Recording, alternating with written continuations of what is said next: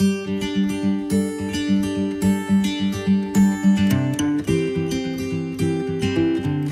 Morning students, आज हम कक्षा 10 के चैप्टर 5 समांतर श्रेणी, जिसको एपी बोला जाता है शॉर्ट फॉर्म में, अर्थात अर्थमेटिक प्रोग्रेशन।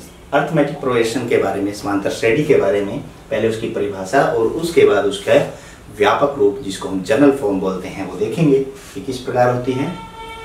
सबसे पहले कि एक समांतर श्रेणी संख्याओं की एक ऐसी सूची है जिसमें प्रत्येक पद पहले पद के अतिरिक्त अपने पद में एक निश्चित संख्या जोड़ने से प्राप्त होता है।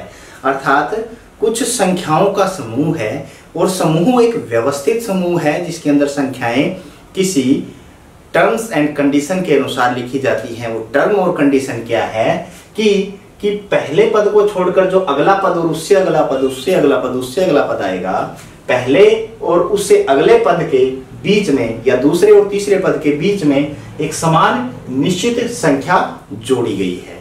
ठीक है, और यह निश्चित संख्या एपी का सारवंतर कहलाते हैं। इसको क्या बोलते हैं? एपी का अर्थमेटिक प्रोग्रेशन का सारवंतर, अर्थात कॉमन डिफरेंस, और उसे हम डी से डिनोट करते हैं, डी।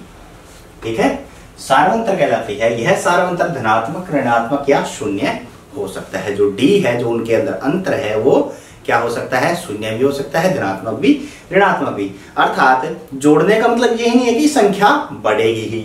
यदि ऋणात्मक संख्या जोड़ी जाएगी तो आगे संख्या घटती हुई भी चलेगी। ठीक है, और अब पहले पद की यदि बात करूं मैं किसी समांतर श्रेणी की, पहला पद यदि मैं a1 लेता हूं तो दूसरा पद हमारे पास a2 हो गया, फिर a3 हो गया, फिर a4 हो गया, और इस प्रकार चलते चलते nवां पद an कहलाएगा। d तो सारवंतर है हमारे पास, और इसका d कैसे निकाला जाएगा? पहले और दूसरे पद में समान अंतर होगा, दूसरे और तीसरे पद में समान अंतर होगा, तीसरे और चौथे पद में समान अंतर होगा, 4 है ना। अब d हमेशा पीछे वाले पद में से पहला पद घटा के निकाला जाएगा। a2 में से a1 घटाने पर, या a3 में से a2 घटाने पर, या a4 में से a3 घटाने पर हम सारवंतर ज्ञात कर सकते हैं। और यदि वो सारवंतर हर स्थिति में बराबर है तो समांतर श्रेणी है वो, नहीं तो समांतर श्रेणी नहीं है। यदि प्रत्येक पद के अंदर अंतर है, जो डी है वो समान नहीं है, तो समांतर श्रेणी नहीं होगी। अंतर समान है तो समांतर श्रेणी होगी। ठीक है, अब यदि मैं पहले पद को a लिख दूं, a, तो दूसरा पद मेरे पास क्या आएगा? दूसरा पद ध्यान से देख क्या आएगा?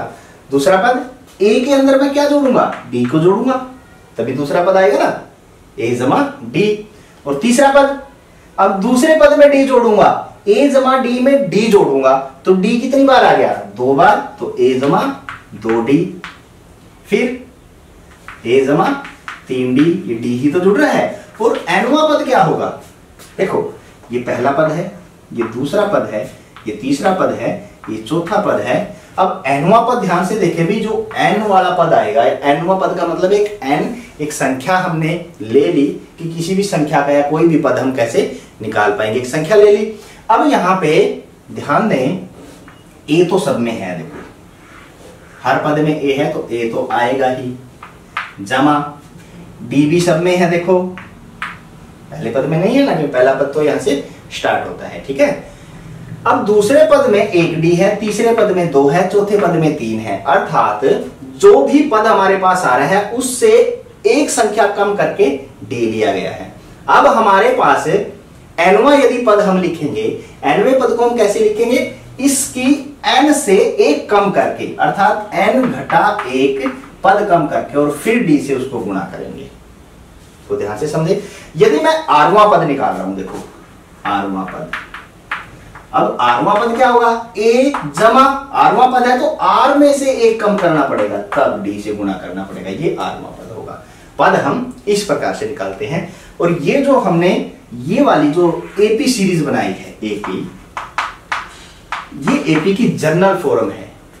जनरल फॉर्म इसको हम बोलते हैं। इसी फॉर्म के अंदर एपी है, जो समांतर श्रेणी है, वो लिखी जाती है। ठीक है, अब एनवा का मतलब हमें n आखिरी वाला पद ले रहे हैं जो हमें ज्ञात करना है। ठीक है, या आरवां पद है या एक्सवां पद है।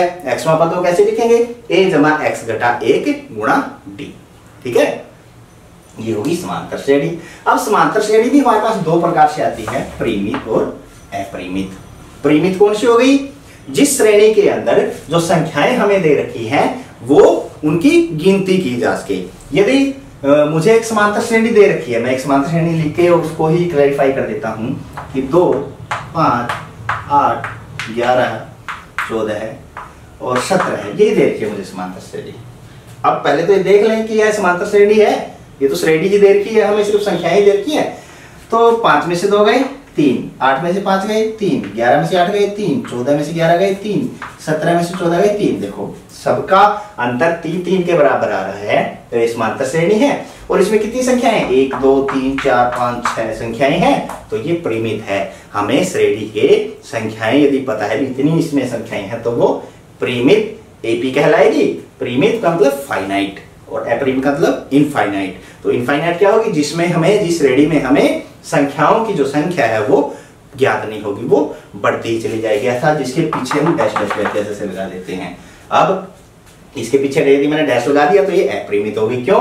क्योंकि 17 के बाद अब क्या आएगा? 3 का अंतर 20, फिर 23, फिर 26, फिर 29, फिर 32 प्रकार से वो चलता रहेगा। ये होगी अपरिमित श्रेणी। और डी हमें ज्ञात करना मैंने आपको बता ही दिया।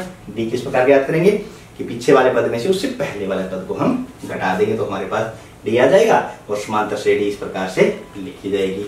तो समांतर श्रेणी से संबंधित ये मुख्य बातें आशा है आपको समझ में आ गई होगी। अब इससे संबंधित प्रश्न करने के लिए हमारे साथ बने रहें। तब तक के लिए बाय बाय।